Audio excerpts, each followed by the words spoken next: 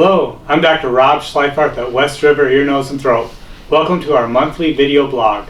Today we're going to talk about tonsillectomy. Tonsillectomy is a very common procedure performed in the United States. In fact, it's the third most common procedure performed in children, with about 500,000 performed annually. It's by far the most common surgery that I perform. Patients and parents often have numerous questions regarding tonsillectomy. Today I hope to answer some of those questions. When performed in properly selected children, tonsillectomy can really improve their quality of life. It can reduce the number of sore throats, the amount of antibiotics they need to take, the number of days they miss from school. It also can improve snoring, the quality of sleep. The real question is, how do we know which patients, which children will improve their quality of life from having their tonsils removed? There's really two indications to remove tonsils in children. The first major indication is recurrent severe sore throats. So tonsillectomy can improve the quality of life in children with severe recurrent sore throats. And generally, we think about kids that have 7 severe sore throats in 1 year, 5 severe sore throats per year for 2 years in a row, or 3 severe sore throats 3 times a year for 3 years in a row. We define a severe sore throat as when the kid has a fever over 101, they have exudate or a coating on their tonsil, if they have strep positive sore throat, or if they have swollen glands or tender lymph nodes. Those are all considered severe sore throats.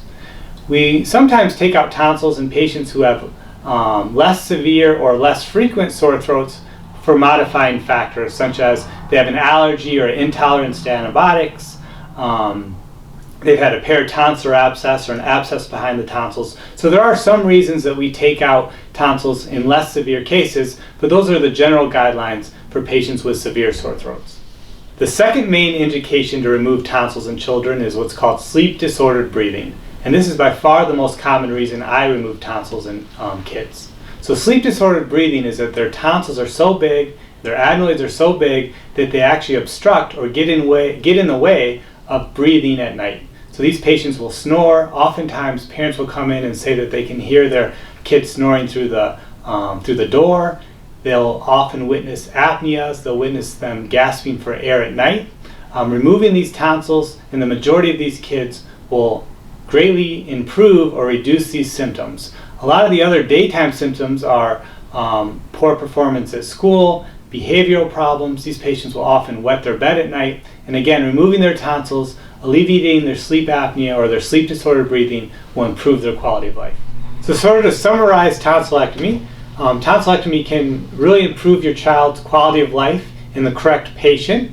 The two main indications for tonsillectomy, the reasons we remove them, are recurrent sore throats and sleep disordered breathing.